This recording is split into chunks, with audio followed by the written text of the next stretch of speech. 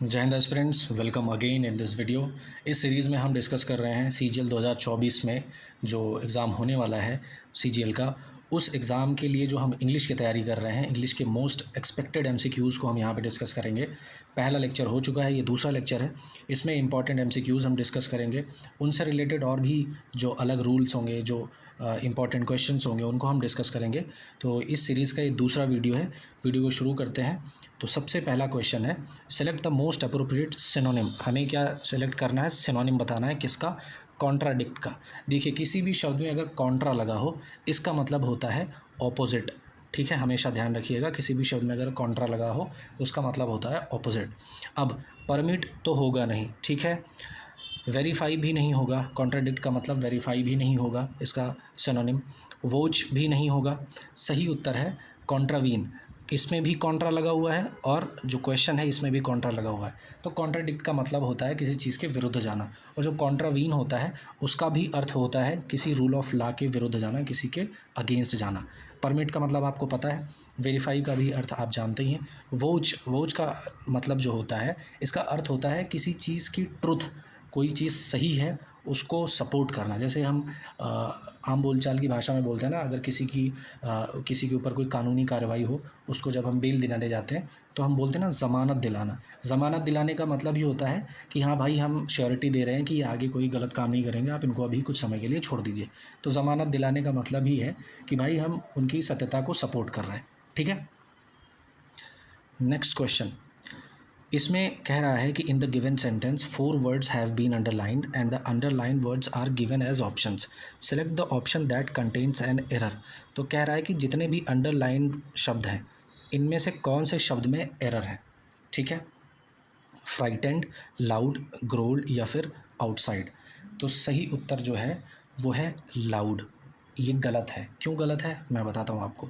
देखिए, यहाँ पे लाउड के पहले लगा हुआ है सो, और जो सो होता है वो एक एडवर्ब होता है। ठीक है, एडवर्ब होता है। और जो लाउड है वो एडजेक्टिव होता है। तो एडवर्ब जो लगेगा वो तो एडवर्ब के लिए ही लगेगा ना, एडजेक्टिव के लिए नहीं लगेगा। तो इस वजह से यहाँ पे सो के बाद में एडजेक्टिव ना होकर के एडवर्ब लगेगा, और इसीलिए लाउड ना होकर के वहाँ पे हो जाएगा लाउडली। ठीक है, लाउडली क्या होता है? ये एडवर्ब होता है। ओके, तो राइट आंसर इज लाउड। मतलब कि जो ऑप्शन सही है वो लाउड है। होना क्या चाहिए? लाउडली होना चाहिए। ठीक है। अच्छा, ग्रोल का क्या मतलब होता है? ग्रोल का मतलब होता है गुर्राना। ठीक है। और फ्राइटेंड का मतलब होता है डरा हुआ। नेक्स्ट क्वेश्चन है, इसमें हमें क्या करना है? इडियम दे रखा है, इडियम का मतलब बताना है। इडियम है डेविल्स एडवोकेट। तो ऑप्शंस क्या क्या है? One who is composed all times, one who argues against something just for the sake of arguing, one who is good at judgement, या फिर चौथा ऑप्शन है one who pits the culprit against the lawyer. तो right answer is option B. तो devil's advocate उस व्यक्ति के लिए यूज़ किया जाता है जिसका काम ही होता है सिर्फ आर्ग्यूमेंट करना। आर्ग्यूमेंट को सेटल डाउन करने का उसका कोई काम नहीं होता। वो चाहता है कि उसको मज़ा आता है आर्ग्यूमेंट करने में, और इसी वजह से आर्ग्यूमेंट को और बढ़ाने के लिए वो आर्ग्यूमेंट इनिशिएट करता है। ठीक है, तो ऐसे व्यक्ति को डेविल्स एडवोकेट कहते हैं। Next question is the mechanic has repaired my bicycle. ये एक्टिव वॉइस में है, हमें पैसिव वॉइस में करना है। तो एक्टिव पैसिव का एक सबसे बेसिक रूल होता है, एक्टिव में जो सब्जेक्ट होता है वो पैसिव में ऑब्जेक्ट हो जाता है, और एक्टिव में जो ऑब्जेक्ट होता है वो पैसिव में सब्जेक्ट हो जाता है। तो इसमें देखिए, एक्टिव में द मैकेनिक सब्जेक्ट है और ऑब्जेक्ट क्या है? बाइसिकल। ठीक है, माई बाइसिकल। तो इसमें क्या होगा? जाहिर सी बात है, जो बाइसिकल होगा वो सब्जेक्ट के तौर पे आ जाएगा, और जो मैकेनिक होगा वो ऑब्जेक्ट के तौर पे हो जाएगा। तो सबसे पहले सब्जेक्ट आ जाता है, तो माई बाइसिकल। ठीक है, किन किन, दूसरे वाले में तो है नहीं तो इसको पहले ही काट देते हैं। अब दूसरा हम देख लेते हैं कि द मैकेनिक जो है वो सब ऑब्जेक्ट के रूप में होना चाहिए। तो बाय द मैकेनिक इसमें है, बाय द मैकेनिक इसमें भी है, और बाय द मैकेनिक इसमें भी है। तो अब इन तीनों में तो सेम है, इसमें भी माई बाइसिकल एंड माई बाइसिकल। तो अब किस चीज़ से हम इसको एलिमिनेट करेंगे? अब आ जाता है हमारा यहाँ पर ये वर्ब। तो जो एक्टिव वॉइस है उसमें लिखा हुआ है हैज़ रिपेयर्ड, मीन्स की प्रेजेंट परफेक्ट। तो जो पैसिव वॉइस होगा वो भी प्रेजेंट परफेक्ट में होगा। तो माई bicycle has repaired by the mechanic, ये गलत हो जाएगा। ठीक है, क्योंकि प्रेजेंट परफेक्ट में तो है, बट बाइसिकल के लिए बीन भी लगता है। ठीक है, और इसमें हैड बीन लगा हुआ है तो ये तो पास्ट परफेक्ट हो जाएगा, ये भी नहीं होगा। Right answer is option C. इसमें देखिए सब्जेक्ट भी प्रॉपरली मेंशन है, ऑब्जेक्ट भी प्रॉपरली मेंशन है, और हैज़ बीन रिपेयर्ड यानी कि यहाँ पे प्रेजेंट परफेक्ट भी प्रॉपरली मेंशन है। ठीक है, right answer is option C. फिर अगला क्वेश्चन है कि जो ब्रैकेट में ये वर्ड्स लिखे हुए हैं इनको सब्स्टिट्यूट करना है। ठीक है, इनकी जगह पे और क्या हम लिख सकते हैं। तो Manthan and Pranav sang together in a concert, यानी मंथन और प्रणव ने एक साथ मिलकर के एक कॉन्सर्ट में गाना गाया। Enunciate together in a show, enjoined together in a show, articulated together in a show and chanted together in a show. तो सबसे पहले इन शब्दों का अर्थ पता होगा तभी हम उस क्वेश्चन को सॉल्व कर सकते हैं। तो सबसे पहले हम लास्ट से शुरू करते हैं। आर्टिकुलेट का क्या मतलब होता है? आर्टिकुलेट का मतलब होता है किसी चीज़ को, किसी भावना को, किसी भी फीलिंग को क्लियरली एक्सप्रेस कर पाना, वो होता है आर्टिकुलेट। तो यहाँ पे जाहिर सी बात है, एक साथ गाना गाया, आर्टिकुलेट तो अर्थ मिल नहीं रहा है, तो ये ऑप्शन गलत हो जाएगा। एन्जॉइन का क्या मतलब होता है? एन्जॉइन का अर्थ होता है हुक्म चलाना, या किसी चीज़ को मतलब किसी को हुक्म देना, इंस्ट्रक्शन देना, एन्जॉइन होता है। वो भी यहाँ से मैच नहीं खाता है, तो इसलिए ये भी गलत हो जाएगा। बी ऑप्शन है initiate together, initiated together in a show. तो सबसे पहले ये पता लगाते हैं इनशिएट का मतलब क्या होता है। तो इनशिएट का अर्थ होता है किसी भी चीज़ को बहुत ही क्लियरली प्रोनाउंस करना, उसको सही तरीके से साफ स्पष्ट रूप से बोलना, वो होता है इनशिएट। तो यहाँ पे तो गाने की बात चल रही है, स्पष्ट कहने की बात नहीं चल रही है, तो इस वजह से ये भी नहीं राइट आंसर होगा। राइट आंसर क्या होगा? चूँकि हमने तीनों एलिमिनेट कर दिया, तो राइट आंसर हो जाएगा option A, chanted together in a show. तो चैंट का मतलब ये होता है ना एक साथ मिल करके गाना। ठीक है, जैसे हम बोलते हैं ना कि भजन करना, उसको भी चैंट बोलते हैं, चैंटिंग करना, मंत्रों का चैंटिंग जो होता है। तो चैंट का मतलब ही होता है एक साथ गाना। Right answer is option A. Next question is he needed someone home would understand him. Error find करना है। देखिए बहुत ही ईजी सा क्वेश्चन है, हमें क्या करना है, इसमें एरर फाइंड करना है। तो मैं आपको डायरेक्टली बता दूं, इसमें बी पार्ट में एरर है। अब मैं बता रहा हूँ क्या एरर है। देखिए, ही needed someone home would understand him, इस सेंटेंस का अर्थ जो आ रहा है कि उसको किसी ऐसे व्यक्ति की ज़रूरत थी जो उसे समझता, यानी कि यहाँ पे जो शब्द का इस्तेमाल हो रहा है वो यहाँ पे सब्जेक्ट है, जो उसे समझता, यानी जो जो शब्द है ये है सब्जेक्टिव, और यहाँ पे जो होम लिखा हुआ है ये है ऑब्जेक्टिव, और यहीं पे ये हो जाता है गलत, यही है गड़बड़ इसमें। तो यहाँ पे होम की जगह पे क्या हो जाएगा? यहाँ पे हो जाएगा हु। ठीक है, क्योंकि यहाँ पे सब्जेक्टिव यूज़ होगा, और सब्जेक्टिव जो होता है वो होता है हु, ना कि होम। तो right answer is option B. तो राइट जो सेंटेंस होगा वो होगा ही needed someone who would understand him. Okay, next question, इसमें कह रहा है कि फिल इन द ब्लैंक करना है। We fill in the blank हमें करना है off old clothes and bought new ones for Diwali. देखिए, कॉस्ट का क्या मतलब होता है? कॉस्ट का मतलब होता है किसी चीज़ की कीमत, ये तो होगा नहीं। ठीक है, कोस्ट का मतलब होता है किनारा, किनारा भी नहीं होगा, किनारे का कपड़ों से और दिवाली से कोई लेना देना नहीं। कास्ट जो एक सो कॉल्ड सामाजिक वर्ग होता है उसके लिए यूज़ किया जाता है, तो ये भी यहाँ पे नहीं होगा। Right answer is cast. ठीक है, कास्ट ऑफ ये एक फ्रेज़ है। ठीक है, कास्ट के बाद में जब ऑफ लगता है ये एक फ्रेज़ होता है जिसका मतलब होता है किसी चीज़ को त्यागना या किसी चीज़ को फेंक देना। ठीक है, तो इस सेंटेंस को अगर हम ध्यान से देखेंगे तो we cast off old clothes and bought new ones for Diwali, यानी कि हमने जो हमारे पुराने कपड़े थे वो फेंक दिए या फिर उनको पहनना बंद कर दिया हमने, और हमने दिवाली के लिए नए कपड़े खरीदे। ठीक है, तो right answer is option D. Next question is select the most appropriate meaning of the underlined idiom. Idiom का अर्थ बताना है हमें। ठीक है, तो इडियम है क्या? Through thick and thin. पूरा सेंटेंस जो है, Neha stood beside my sister through thick and thin. इस सेंटेंस को पढ़ के एक ये मतलब थोड़ा सा सेंस आ रहा है कि नेहा मेरी बहन के साथ हमेशा खड़ी रही एवरी सिचुएशन में, थ्रू थिक एंड थिन। इसका मतलब होता है चाहे दुख हो या सुख हो, सब में एक साथ सब में एक साथ रहना, उसको बोलते हैं through thick and thin.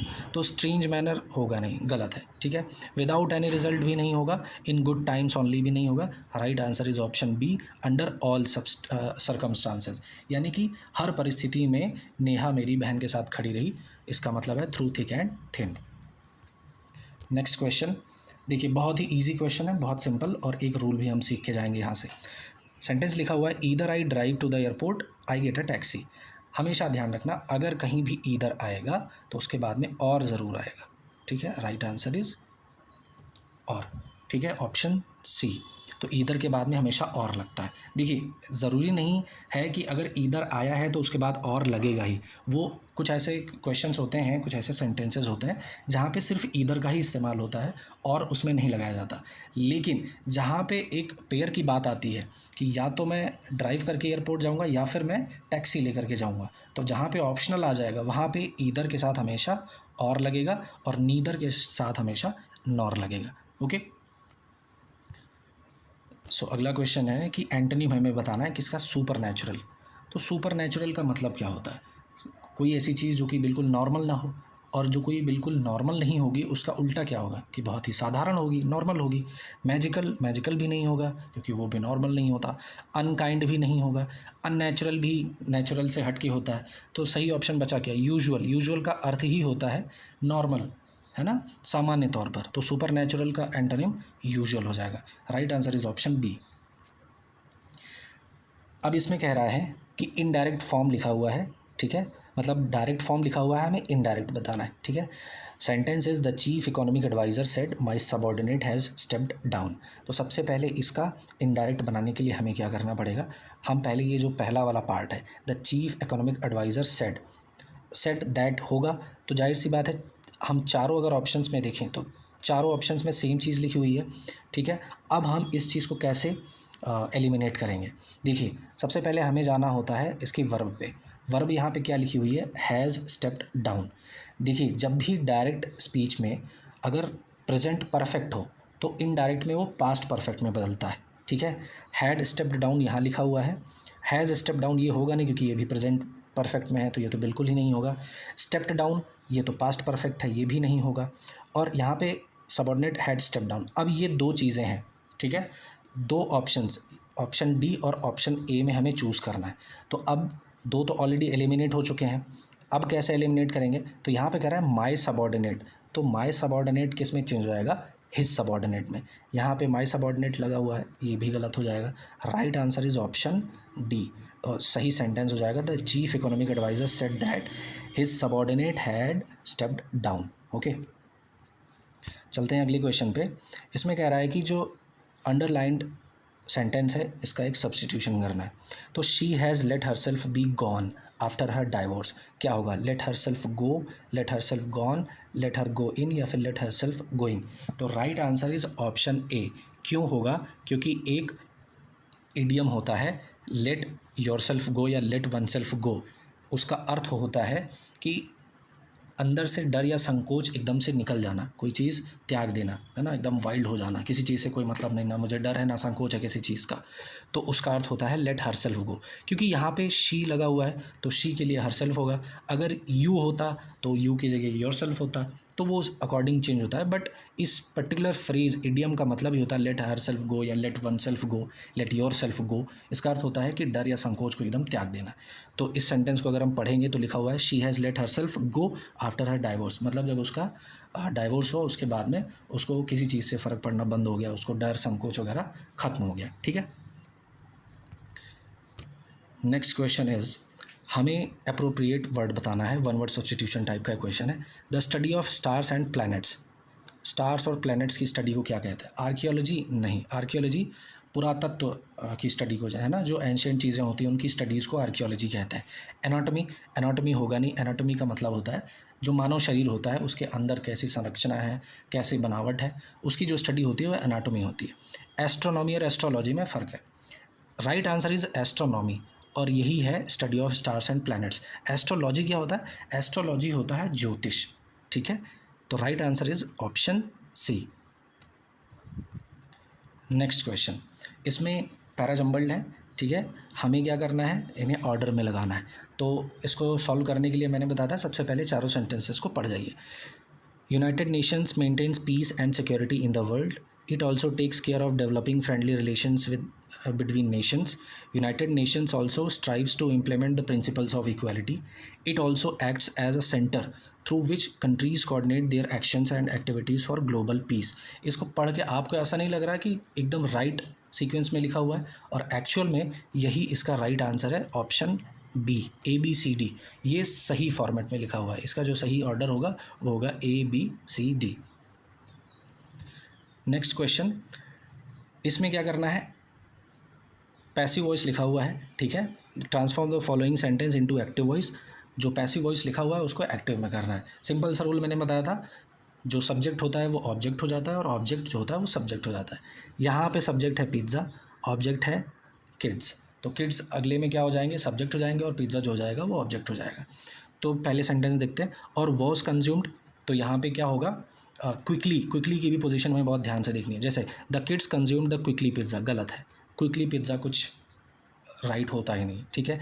The pizza quickly consume the kids, बिल्कुल गलत है, पिज़्ज़ा बच्चों को कंज्यूम नहीं करता, ठीक है, बच्चे पिज़्ज़ा को कंज्यूम करेंगे, तो ये दोनों गलत है। Quickly the kids consume the pizza, ये भी गलत है, ठीक है, क्विकली पहले नहीं आएगा।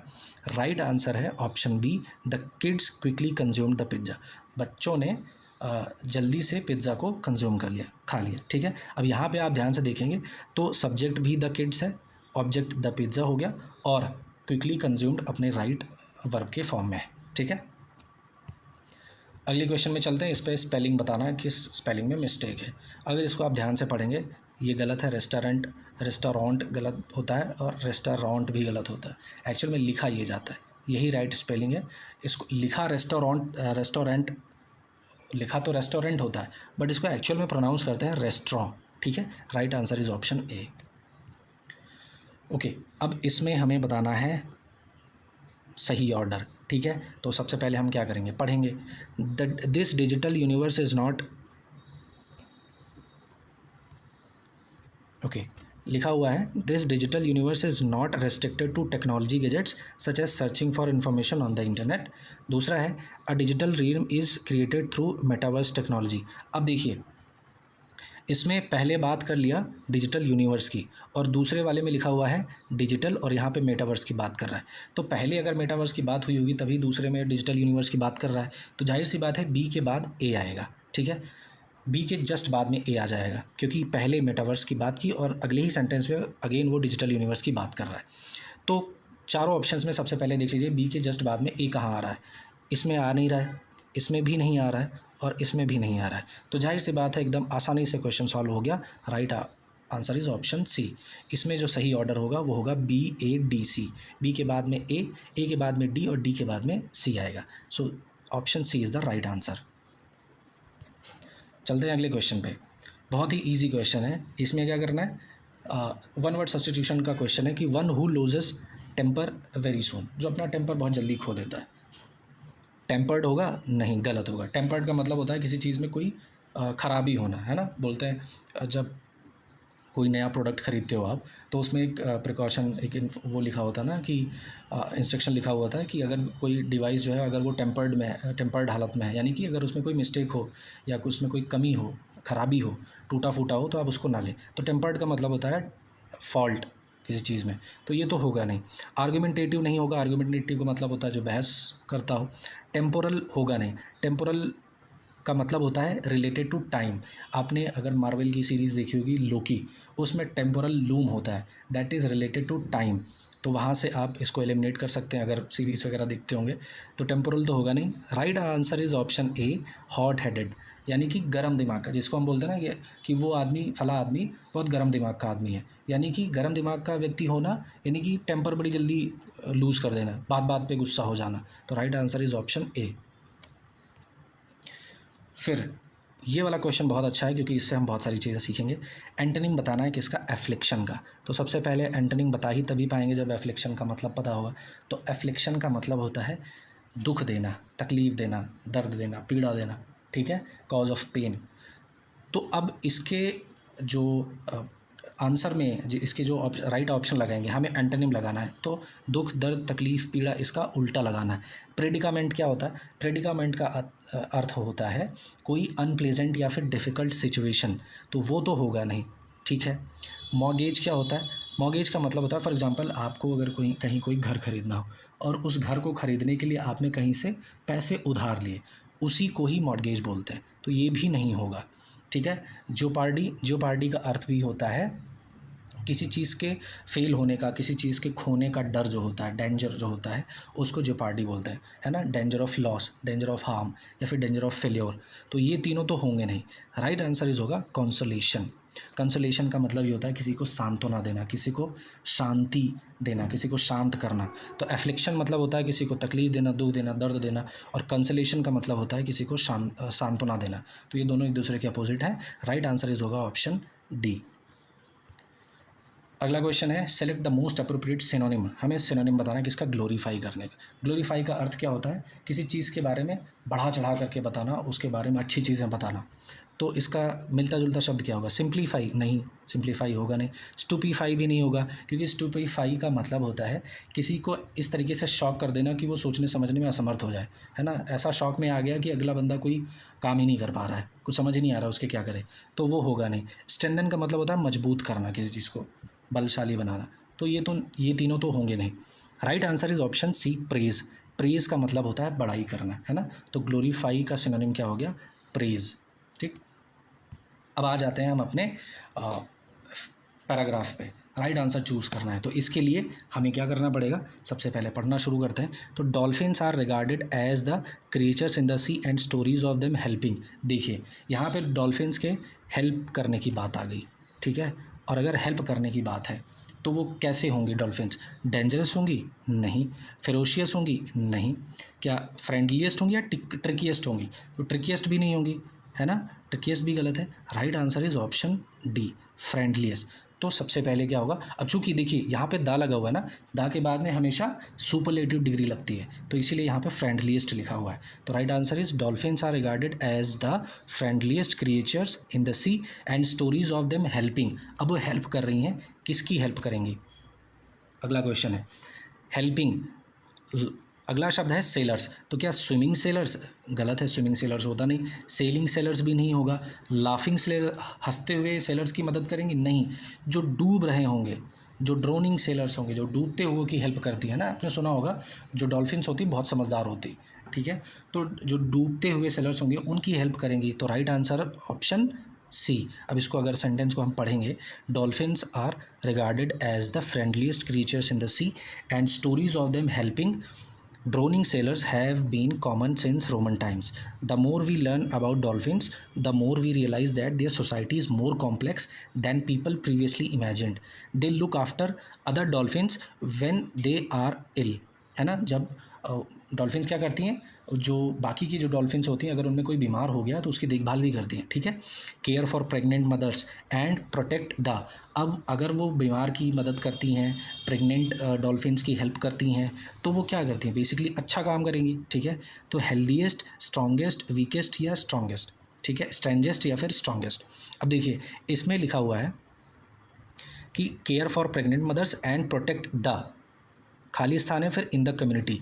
तो किसी कम्युनिटी में किसी को किस व्यक्ति को प्रोटेक्ट किया जाएगा, प्रोटेक्शन किसको दी जाती है, जो कमज़ोर होता है। हेल्दीएस्ट को तो प्रोटेक्शन देंगे नहीं, ठीक है। यहाँ पे चूँकि बात चल रही है हेल्पिंग नेचर की, तो हेल्प किसकी की जाती है, जो हेल्प खुद से हेल्प करने के हालत में ना हो, हेल्प उसी की जाती है ना जो कमज़ोर व्यक्ति हो। हेल्दीएस्ट होगा नहीं, स्ट्रेंजेस्ट नहीं होगा, स्ट्रॉन्गेस्ट भी नहीं होगा। Right answer is option C, weakest. तो वो किसकी हेल्प करती हैं, अगर इस सेंटेंस को हम पढ़ेंगे तो इससे सेंस निकल के ही आता है कि वो they look after other dolphins when they are ill, care for pregnant mothers and protect the weakest in the community as we do. जैसे हम करते हैं ना कि अपनी सोसाइटी में कोई कमज़ोर हो तो उसकी मदद करते हैं, वैसे ही डॉल्फिन्स भी उनकी कम्युनिटी में जो वीकेस्ट होती हैं उनकी हेल्प करती है। 3 क्वेश्चंस तो ऐसे ही सॉल्व हो गए। अब बढ़ते हैं अगले क्वेश्चन में, 24th में पढ़ते हैं फिर से। सम साइंटिस्ट्स हैव, अब साइंटिस्ट को पता क्या चला, that dolphins have a language but it is much more probable that they communicate with each other without needing words. तो कह रहा है साइंटिस्ट को मिला कि देखिए इस क्वेश्चंस को आराम से, इस वाले क्वेश्चन को बहुत ही ईजिली सॉल्व किया जा सकता है। जैसे कह रहा है सम साइंटिस्ट्स हैव, अब हैव लगा है तो जाहिर सी बात है हैव के बाद में जो वर्ब आएगी वो थर्ड फॉर्म आएगी, ठीक है। प्रेजेंट परफेक्ट की बात चल रहा है, हैव के बाद में थर्ड फॉर्म आती है। बिलीविंग तो बिल्कुल नहीं होगा क्योंकि आईएनजी फॉर्म है। सजेस्टिंग भी नहीं होगा, आईएनजी फॉर्म है। टेलिंग भी नहीं होगा क्योंकि ये भी आईएनजी फॉर्म है। Right answer is option C, क्योंकि ये है थर्ड फॉर्म सजेस्टेड। तो सम साइंटिस्ट्स हैव सजेस्टेड, ये राइट आंसर होगा, ठीक है। अब इस सीरीज़ का यानी कि इस वीडियो का लास्ट क्वेश्चन 25th, इसमें क्या सेलेक्ट करना है हमें, तो इसको यहाँ से पढ़ना शुरू करते हैं। Could any of these mammals be more intelligent than man? Certainly, the most common argument in favor of man's superiority over them, that we can kill them more easily than they can kill us in is the least satisfactory. On the, देखिए on the besides होगा नहीं, गलत होता है, on the side भी नहीं होगा, क्योंकि अगर इसको हम पढ़ेंगे on the contrary, इसके विपरीत, the more we discover about these remarkable creatures the less we appear superior when we destroy them. तो ये सेंटेंस का मतलब ये है कि इसके विपरीत हम क्या करते हैं, जैसे ही हमें पता चलता है इनके बारे में और ज़्यादा हम जानते हैं और हमें लगता है कि हम इनको मार करके सुपीरियर हैं, बट एक्चुअल ऐसा नहीं है, हम उनसे कहीं ज़्यादा नीचे हैं, ठीक है, बिकॉज जो डॉल्फिन्स होती हैं बहुत समझदार होती हैं। तो ऑन द कॉन्ट्रेरी होगा यहाँ पे, right answer is option C. और इस वीडियो का ये था लास्ट क्वेश्चन। आई होप आप सभी को ये क्वेश्चन समझ में आए होंगे। जो भी क्वेश्चन अगर आपका गलत हुआ हो तो उसका आप स्क्रीनशॉट लेकर के प्रॉपरली प्रैक्टिस करते रहिए। मिलते हैं नेक्स्ट वीडियो में। अगर वीडियो पसंद आया तो वीडियो को लाइक करिएगा, चैनल को सब्सक्राइब करिए। आपका कोई भी कमेंट, सलाह या सुझाव हो तो कमेंट बॉक्स में ज़रूर डालिए। मिलते हैं नेक्स्ट वीडियो में। Till then take care of yourself. ध्यान रखिए, ख्याल रखिए, खुश रहिए। जय हिंद।